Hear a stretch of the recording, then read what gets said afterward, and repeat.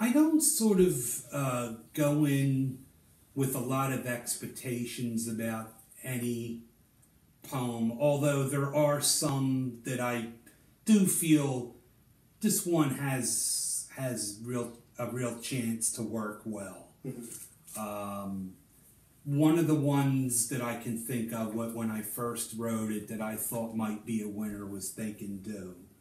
I wrote it strictly for laughs, though it was a true story, of course.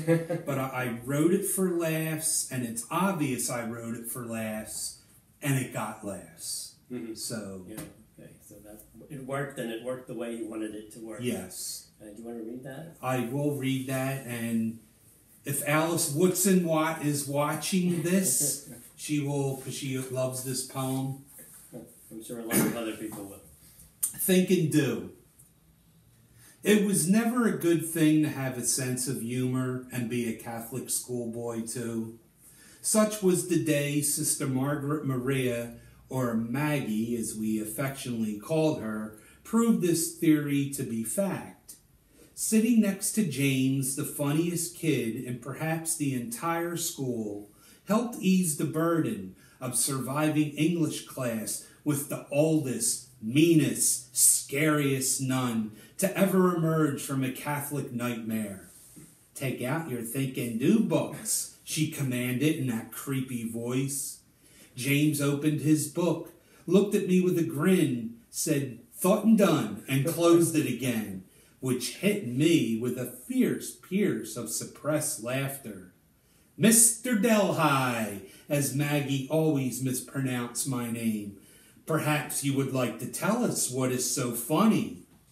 Nothing, sister, I softly replied.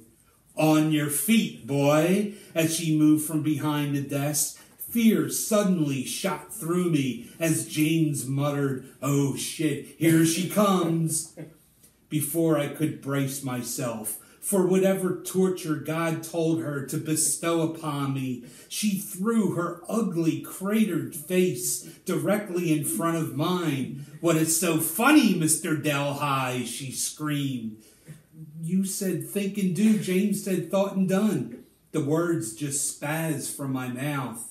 You find that funny? You find that funny, boy? And she started slapping both sides of my face with both hands over and over as though she was possessed. Curiously, it didn't hurt as much as I thought it would. It probably took all the strength the old bat had, and by the time we had closed our Think and Do books, the sting had gone. I was even chuckling to myself, thought and done. That's worthy of the laughs you get for it, absolutely. And I hope Alice Woodson was watching and that Sister Maggie wasn't. Sister Maggie's probably long been dead.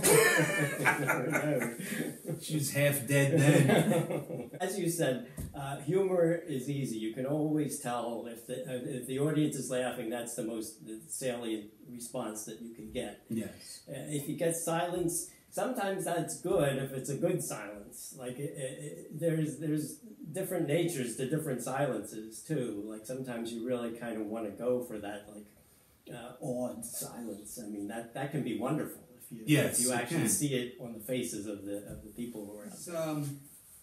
This is one called Empty Cottage. It's a much older poem, but I remember when I wrote it or read it for the first time before an audience, a couple people remarked about the images, that they really thought the images were strong, and that was... These were the remarks you got after. Yes. Mm-hmm. So, Empty Cottage. Inside the empty cottage inhabits a spirit whose dreams have been swept away by an unforgiving wind. Its sweetness twisted and curled like a rotting orange left on the windowsill baked by the sun. Inside the empty cottage are shoeboxes of pictures and poems confined to corners of the cold attic, treated like trivial trinkets that shiver in shadows of dampness, serving no purpose except to entertain spiders. Inside the empty cottage is a presence sworn to the blasphemy of loneliness, which cries and dribbles, wetting puffs of fuzz and sighing like a broken tea kettle. Yeah, So I remember, people remarking, there was remarks about the tea kettle and the spiders and the blasphemy of loneliness that I was told was a really strong line. So, and it all fits into the cottage, the idea that it's been kind of abandoned, and you get this desolate feeling as a result of the combination of images there. And the orange peel on the windowsill is very effective too. So, now, when you were actually reading it, though, do you remember the reaction of the audience at the moment you were reading it? Or? I don't remember the exact reaction too long ago, but I just remember coming away with thinking, this poem really worked. You felt like it. I felt like it worked. Yeah. Sometimes you can feel that regardless of the audience's overt reaction. You can kind of see something or sense that they're with you. Yeah. Now, Connie was asking about some of your Church Street poems. It's interesting that you said that you actually started writing pretty much after your mother had passed away, and there was a lot in your Church Street poems that she was present for part of that era that you're talking about in your Church Street poems.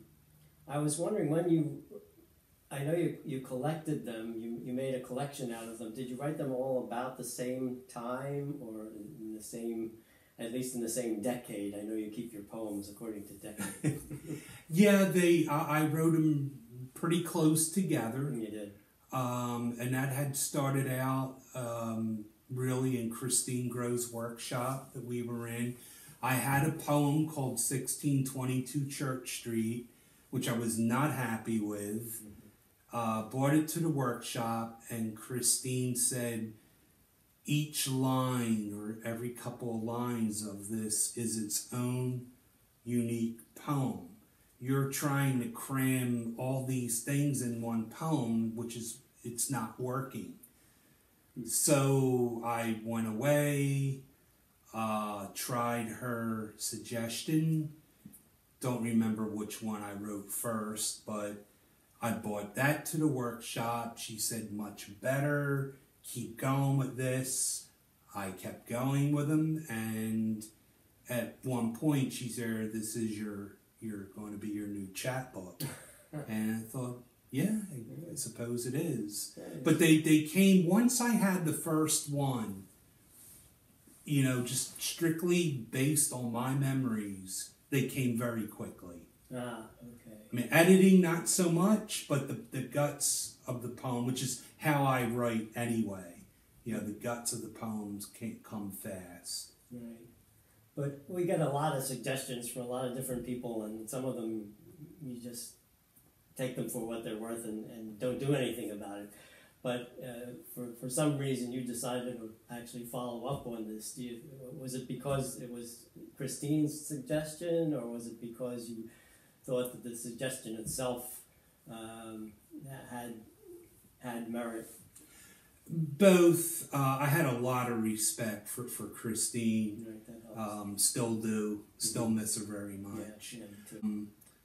But yeah, partially out of just admiration for her, and the poems were coming to me. Right. It nothing felt forced. Everything felt exactly. very inspirational, and just the memories. I thought about things I hadn't thought of in a long time. It triggered something. Well, you said the first one came, and then it sort of started to build. What was the first one? Might have been the very first one in the book, and if it wasn't the first one, it was certainly one of the first ones, and it was the right poem to open the book with. Mm-hmm. Now, you said you weren't happy with the original poem that you started with. No. What made you unhappy with that? How do you feel that you have a poem that's worth having down, and yet you know you're not happy with it? You know it has potential, but you're not happy with it. What makes you keep it? What makes you know that you're not happy with it in its present form? Well, I think just for the fact that it was about my grandmom's house, and it was the first memories I have of my life. So that in itself is cause enough to keep it around. Right, the autobiographical value of it. Yes. And, once Christine pointed out to me that each line or two could be its own poem, that did register. Mm-hmm. Like I had one about the L stop, because we lived right off the Church Street L stop. It's a very visual thing, and it's trains, and I love trains, and that I thought, well, this is going to be easy enough to make a poem of this. And then I thought about other things like my grandfather and the parakeets we had and my brother playing his records and all these things. I don't know if we're going to get a chance to go into all this, but but this book is really an excellent collection. It's 1622 Church Street. You won't find it anywhere else. It's Steve Delia's poetry. Artwork by Lisa Lutwich. You decided to have Lisa do artwork to go along with the poems. What made you make that decision? Lisa's a fantastic artist, and I felt very comfortable with her, very comfortable asking her. She showed enthusiasm for doing it, and Lisa's just great to work with. But the book is very site-specific. Did she actually go and look at some of these places that you're talking about, or did she just get it from the text of the poem? I went back to Church Street and took some photographs of the house. And at that time, the house was really falling apart. And I said, I told Lisa that, I said, just imagine what you're seeing, only not falling apart. Right. And somehow she hit the nail on the head. Really? She really did. You should have had her do a sketch of you as a boy. So that is really a piece of memoir in a way. It's in the form of individual poems, but you put it all together and you have kind of a memoir collection. Ironically, now because I'm working on memoirs, and at the time I didn't even really think of memoirs, period, let alone that I was writing them.